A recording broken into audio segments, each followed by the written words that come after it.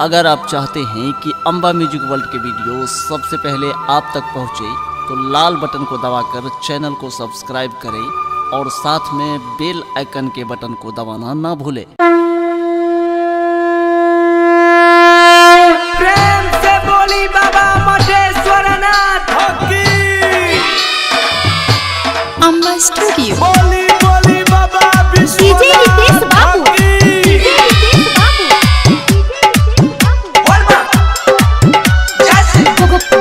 गोपालगंज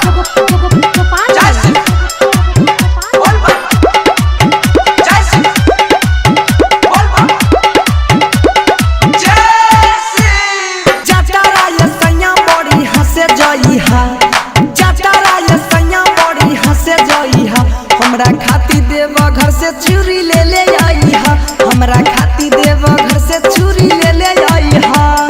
जाता राय सैया बड़ी हंसे जई हा। जाता राय सैया बड़ी हंसे जई हा।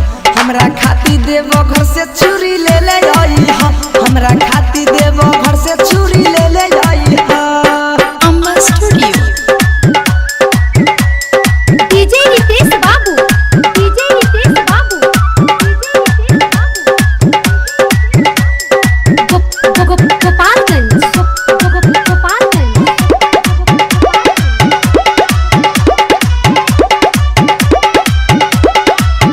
ना भूलैया कके याद ले ले अइहा प्रसाद। ना भूलैया कके याद ले ले अइहा प्रसाद। हमरो खाती मंगलिहा भोले जी से आशीर्वाद। जय बाबा हूँ चिता बतलइहा। जय बाबा हूँ चिता बतलइहा। हमरा खाती देव घर से चूरी ले ले अइहा। हमरा खाती देव घर से चूरी ले ले अइहा।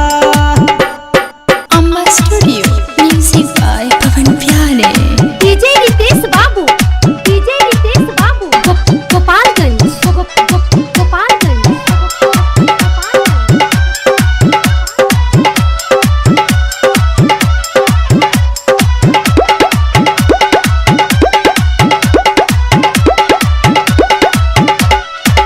लागल मन में अनेस जैती बाबा के उद्देश्य। लागल मन में अनेस जैती बाबा के उद्देश्य। जोरा पायल ले ले अइहा देवा घर के सनदेश। बनसी देवरावा के संग जइहा। बनसी देवरावा के संग जइहा। हमरा खाती देवा घर से चूरी ले ले अइहा। हमरा खाती देवा घर से चूरी ले ले अइहा। जाता राय सैया बड़ी हंसे जइहा।